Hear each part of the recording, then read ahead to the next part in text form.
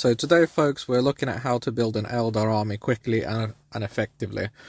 I'm going to show you how I've built my army as quickly as possible so you can get it on the battlefield. So once we assembled the army, we then put it on some sticks to make sure we can undercoat our army a lot quicker. Using Chaos Black spray, we undercoat it, and then after the Chaos Black spray has dried, after about half an hour, we're using dark flesh tone from the Vallejo range to give it, a nice and brown undercoat. So then we can do a white highlight, and any white will do.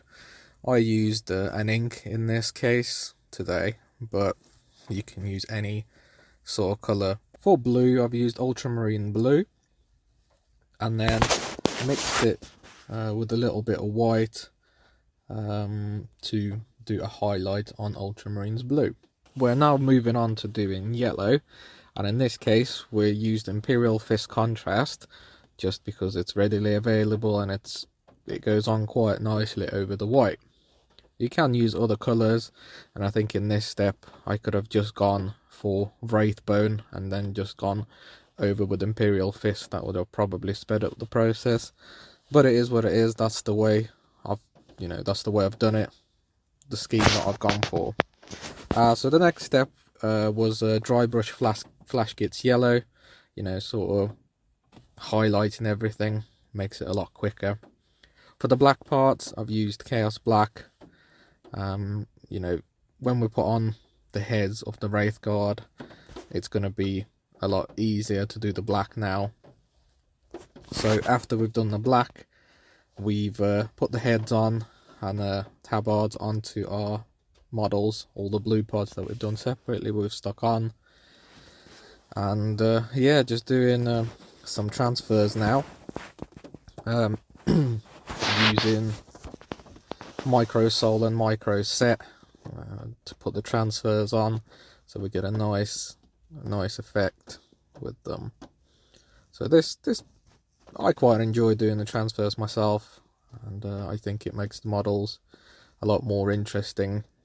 Don't be intimidated by transfers. If you use micro sol and micro set, you will be impressed, you will enjoy it.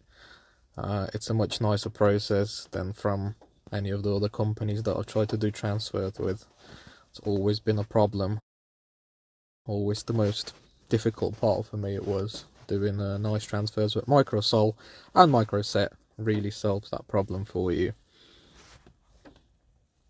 For the bases, I've used the technical paint Sterling Mud, just because it's once again quicker. I don't normally do this on my miniatures, however in this case I've done it just so it's a lot quicker to get the models done. What we want is a quick way to do these Eldar so we can get them out on the battlefield as quickly as possible and get some dice rolling with your opponent.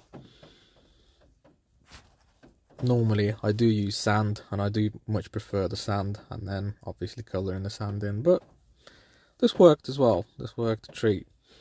After that's dried, I once again used Chaos Black on the rim of the base, and after that was done, I ended up doing a dry brush of Longbeard Grey on the bases, so it's like a highlight really, so you basically got more texture to your bases.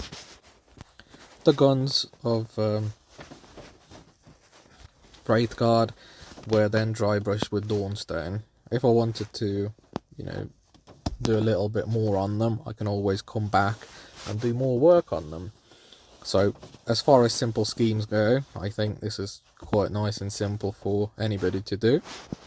You can get the army done in no time, so it only took me 2 days to get it sorted to that sort of stage.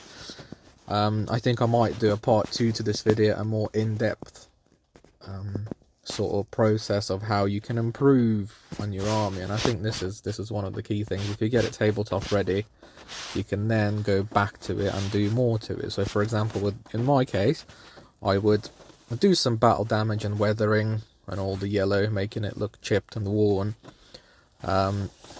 You know, on the yellow parts I can do controlled recess shade as well to give more depth to the yellow.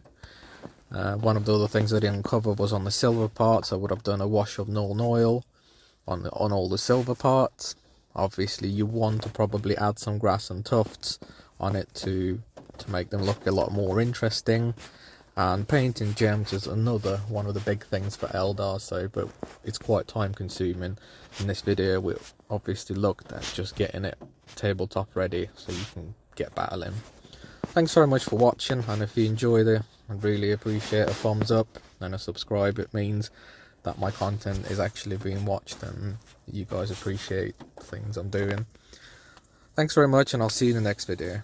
Bye.